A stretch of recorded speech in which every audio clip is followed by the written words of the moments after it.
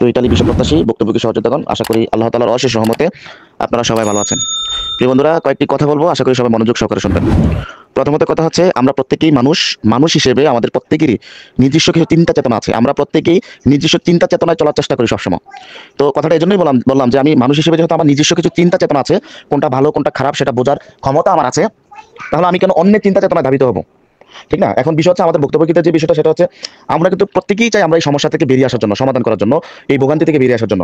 এটা ভাই আমি বারবার একটা কথা বলি, এটা কোনো রাজনৈতিক প্ল্যাটফর্ম না যে এখানে আমি স্ট্রাগল করে করে করে করে উপরে যাবো, আমি বড় নেতা হবো, এই করবো সেই করবো। এই প্ল্যাটফর্ম এটা না। ঠিক আছে? এইখানে যেই সমাধান পেয়ে যাক তাকেই আপনি আর খুঁজে পাবেন না। সে যত বড় আপনি নেতৃত্ব মানে যত বড় নেতা সাজক, যত বড় যাই সাজক না কেন, যদি সমাধান পেয়ে যায় তাকে কেউ খুঁজে পাবেন না। সেটা আমি যদি হই, আমার ক্ষেত্রে এমনটাই। ঠিক আছে? এখন কথা হচ্ছে, যেহেতু আমাদের সামনে একটা সুযোগ আছে, সেই সুযোগটাকে কাজে লাগানোর জন্য আমরা প্রত্যেকেই চেষ্টা করতেছি এই সুযোগটাকে আমরা কিভাবে কাজে লাগাতে পারি, এই সুযোগটা যেন আমাদের থেকে হাতছাড়া না হয়। এখন আমাদের কিছু সংখ্যক ভাই এমনটা বলেন যে আমরা মেলুনি সরকার আসলে দাঁড়াবো। আচ্ছা, মেলুনি সরকার আসবে 30 তারিখ। একটা কথা চিন্তা করেন, আপনারা মেলুনি সরকার আসলে দাঁড়াবেন, ঠিক আছে? এখন মেলুনি সরকার আসবে 30 তারিখ। মেলুনি সরকার কখন আসবে, কোথায় থাকবে, এই ধরনের শিডিউল কি কখনো এগুলো প্রকাশ করবে না? তাহলে আপনি কোথায় দাঁড়াবেন 30 তারিখে? ধোঁয়াশা।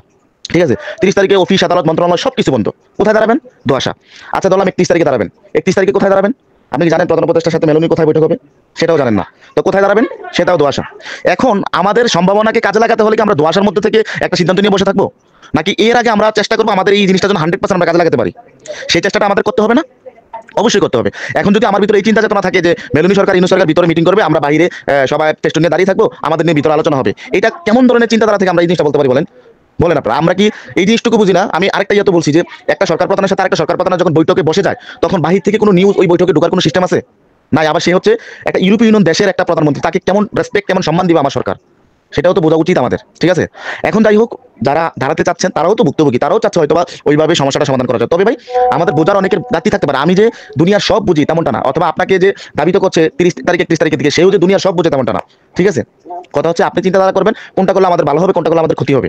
ঠিক আছে? এখন আপনি যত কিছু করেন না কেন, যতই কিছু বলেন না কেন যে মন্ত্রণালয় আমাদেরকে কিছু দিতে পারে নাই, কিছু করতে পারে নাই, এই করতে পারে নাই, সে করতে পারে নাই, ভাই যাই বলেন না কেন, এই আলোচনাগুলোকে তো সমাধান করতে হলে মন্ত্রণালয়গুলোকেই করতে হবে। আপনি আমার দ্বারা কি সম্ভব এগুলো সমাধান করা? সম্ভব নাকি? এগুলো তো মন্ত্রণালয়ই করবে ভাই। প্রধান উপদেষ্টাই করবে, পররাষ্ট্র উপদেষ্টা, প্রবাসী উপদেষ্টা, তারাই তো করবে বিষয়গুলো। তাদেরকে আপনি অবজ্ঞা করে তাদেরকে একদম ধুয়ে ফেলতেছেন।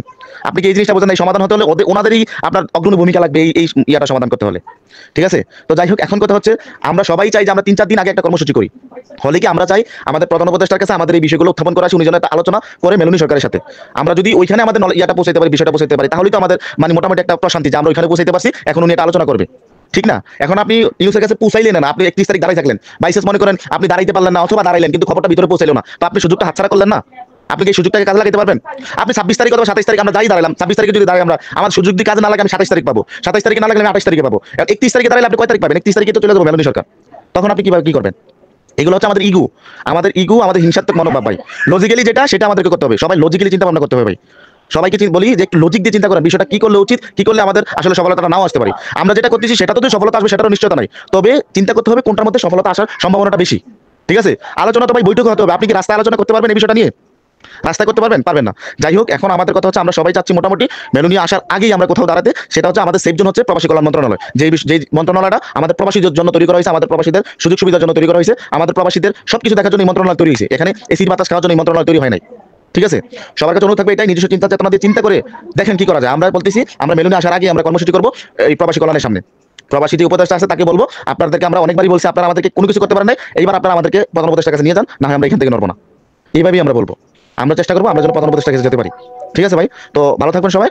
আশা করি আমার এই কথাগুলো আপনারা মনোযোগ সহকারে শুনবেন। আর যদি কোনো ধরনের ভুলভ্রান্তি হয়ে থাকে, অবশ্যই ভুলগুলো ধরিয়ে দেওয়ার চেষ্টা করবেন যে ভাই এই জিনিসটা ভুল হয়েছে, অথবা এই জিনিসটা এইভাবে না করলে এইভাবে করলে মনে হয় ভাই ভালো হবে। ভাই এখানে আমরা সবাই সমান, এখানে সবাই সমান। ঠিক আছে? এখানে কেউ বড় ছোট কোনো ভেদাভেদ নাই ভাই। এই জিনিসটা আমাদের মনের ভিতরে সবার থাকতে হবে। ঠিক আছে? কেউ যদি আপনাকে মানে মানুষের কাছে পচানোর জন্য বিভিন্নভাবে উপস্থাপন করে সমালোচনা করে, করুক ভাই, সমস্যা নাই। সমালোচনার দিকে তাকাইন না। ঠিক আছে? প্রতিবাদের একটা মূল অস্ত্র হচ্ছে নীরবতা, সেটা মনে রাখবেন সবাই। প্রতিবাদের একটা মূল অস্ত্র হচ্ছে নীরবতা। ঠিক আছে? যাই হোক, সবাই সবার জায়গা থেকে এইটুকু চিন্তা চেতনা করেন, অন্ততপক্ষে এইবার যেন আমাদের সুযোগটা আমরা হাতছাড়া না করি। ভাই এইবার যদি এটা সমাধান না হয়, এটা নিয়ে অনেক ভোগান্তি শিকার হতে হবে ভাই আমাদের। হ্যাঁ, হয়তো আস্তে আস্তে একজন মুক্তি পেয়ে যাবো, কিন্তু দেখা গেছে আরো 2-3 বছর অতিবাহিত হয়ে যাবে, আমাদের কিছু ভাই তখনও ভোগান্তি শিকার হবে। আমরা চাই যে আমাদের যে বক্তব্যগুলো আছে, তারা যেন এই যে দীর্ঘদিনের ভোগান্তি, এটা যেন সবার একসাথে শেষ হয়ে যায় মোটামুটি, অথবা নির্দিষ্ট একটা টাইমের ভিতরে শেষ হয়ে যায়। ঠিক আছে? তো ভালো থাকবেন সবাই। যদিও বয়সটা একটু বড় হয়েছে, সবাই একটু শোনার চেষ্টা করবেন। আসসালামু আলাইকুম।